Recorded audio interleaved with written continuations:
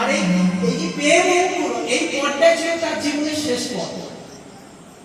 মানে বিদ্যাপতি লিখছে, লিখতে লিখতে রাধারানীর দুঃখ যন্ত্রণা সে সহ্য করতে পারবে। গোবিন্দকে বলছে, গোবিন্দ তুমি এতই নিষ্ঠুর, রাধারানীকে তুমি 100 বছর এমন করে কাঁদাচ্ছ, আর পারো না। একটা লিখে দিল বিদ্যাপতি, গোবিন্দর মধ্যে কোনো করুণা নেই, তুমি নির্গুণ। এই নির্গুণ লেখার সঙ্গে সঙ্গে রাধারানীর ওই বিরহ যন্ত্রণা গোবিন্দ বিদ্যাপতি সহ্য না করতে পেরে বিদ্যাপতি পরলোকে গমন করল। তখন এই বিদ্যাপতির ভাব শিষ্য গোবিন্দ দাস, এই গোবিন্দ দাস হচ্ছে বিদ্যাপতির ভাব শিষ্য। গোবিন্দ দাস দেখছে তাহলে আমার গুরুদেবের পদ কি অসমাপ্ত থাকবে, যে পদটা তো সম্পূর্ণ হলো না। বিদ্যাপতি শুধু হলো নির্গম মহাপদ, এরপরে এখন একটা লাইন হবে না বলে পদটা অসম্পূর্ণ থেকে যাচ্ছে। গোবিন্দ দাস যে দেখছে যে আমার গুরুদেবের পদটা অসমাপ্ত থাকতে পারে না, আমার গুরুদেব যে কাজটা করে যায়নি সেই কাজটা আমি সম্পূর্ণ করব। গুরুদেবের বইয়ে গোবিন্দ দাস তখন কলম দিল, যেমন আমার গুরুদেব গোবিন্দকে নির্গুণ বলতে পারে, কিন্তু আমি কি বলবো শোনো, গোবিন্দের জন্য যে যত কান্দে, এই জগতে গোবিন্দের জন্য যে যত কান্দে, গোবিন্দ তো তার কাছে কত নিকট।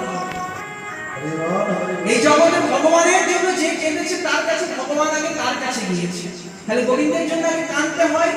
তাই গোবিন্দ দাস আর গোবিন্দকে নির্গুণ বললো না। গোবিন্দ দাস কি লিখলো পরের লাইনে, গোবিন্দ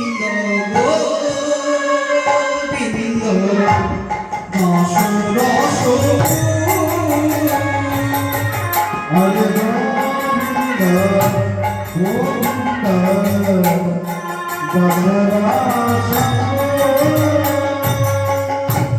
গোবিন্দ দাস হচ্ছে আমার গোবিন্দ রসের সাগর, যার বিন্দু রসে জগৎ। এই বলে শ্রীমতী রাধারানী বলছে, সখীরে আর আসবে না। আর মনে হয় আমার প্রাণবন্ধু আসবে না। আমার কি মনে হয় জানিস, সে প্রাণবন্ধু চিরদিনের মতো চলে গেল। তাই কি বলছে, মাঝে চির দিবস ভিন্ন হরি রমনা পুরা করি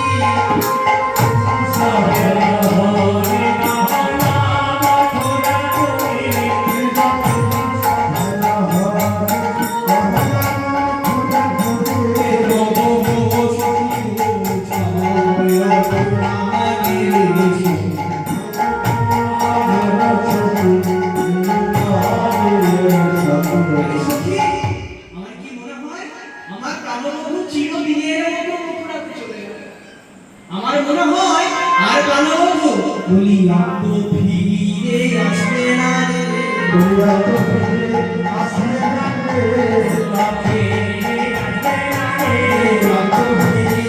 আসবে না রে, মধুর শ্রী বৃন্দাবনে তো ফিরে আসবে না রে, মধুর শ্রী বৃন্দাবনে তো ফিরে আসবে না রে। আর ফিরে আসবে না, কারণ সে গিয়েছে কোথায়, মথুরা। কারণ কেন আসবে না জানিস, বৃন্দাবনটা একটা গ্রাম, আর সে গিয়েছে কোথায়, একটা নগর। নগর শব্দের অর্থ হচ্ছে শহর। সে এখন শহরে আছে, সেই শহরে আবার সে রাজা হয়েছে। মথুরার রাজা এখন গোবিন্দ, তাহলে রাজ সিংহাসন ত্যাগ করে কি গোবিন্দার বৃন্দাবনে গরু চড়াতে আসবে? আসবে না। তাই বলছে মধুর যশে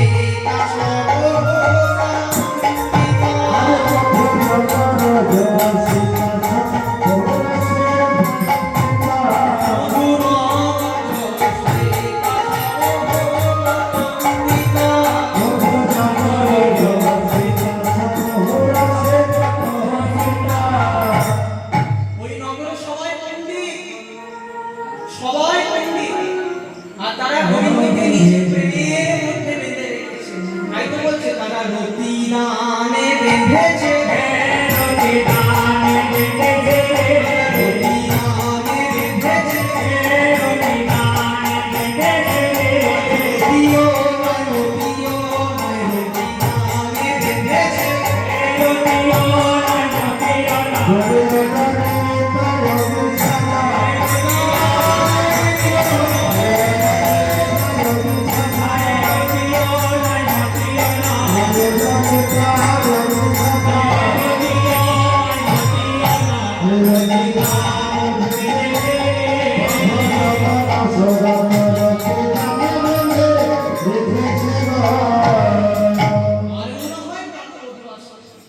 তাদেরকে তো প্রেমরসে গোবিন্দকে বেঁধে দিয়েছে।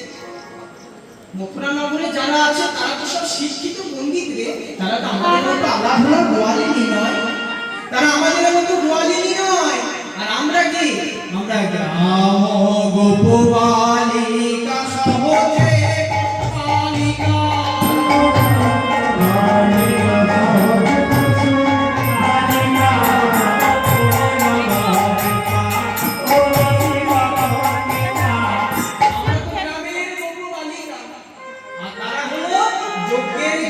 গোবিন্দ যেমন পণ্ডিত, মথুরা নগরে তারাও সবাই পণ্ডিত। শোন করে যোগের যোগ মিলেছে,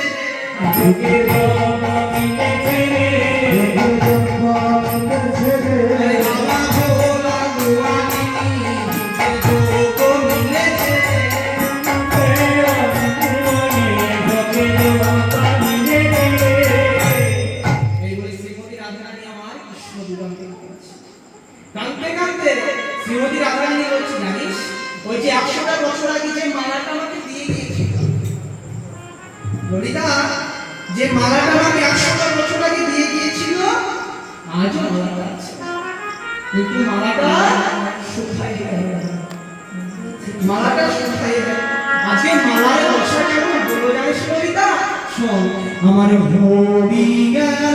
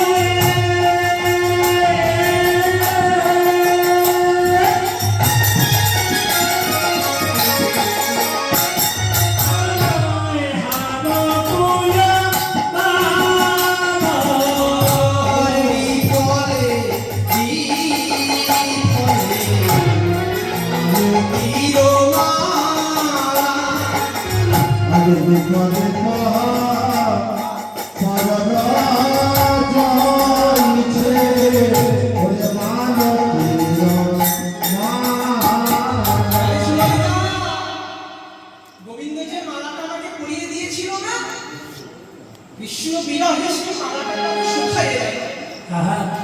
আর গোবিন্দ বিরহে আমিও আজকে আমার দশা কেঁদে কেঁদে আমিও পাগলিনী, আমিও পাগলিনী। জানিস ললিতা কি হলো? ওই মালা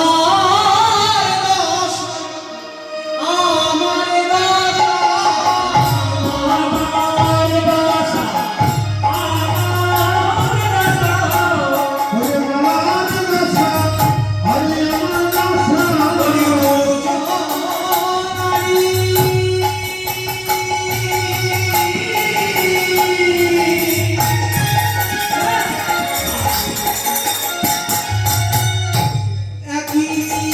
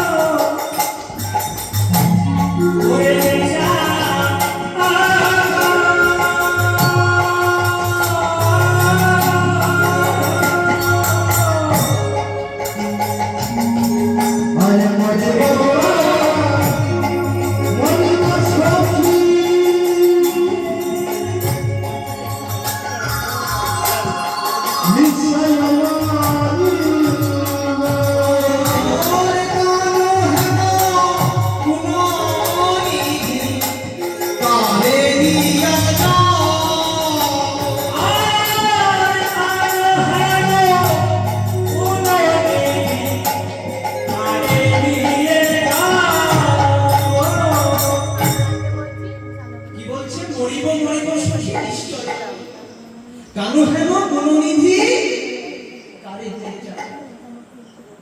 ললিতা, এই জগতে কৃষ্ণ সেবা যেমন করতে হয় সেটা আমি ভালো করে জানি, কারণ এই জগতে আমি ছাড়া তো কেউ কৃষ্ণ সেবা জানে না। ললিতা বলি কে হে তো কৃষ্ণ সেবা জানে না।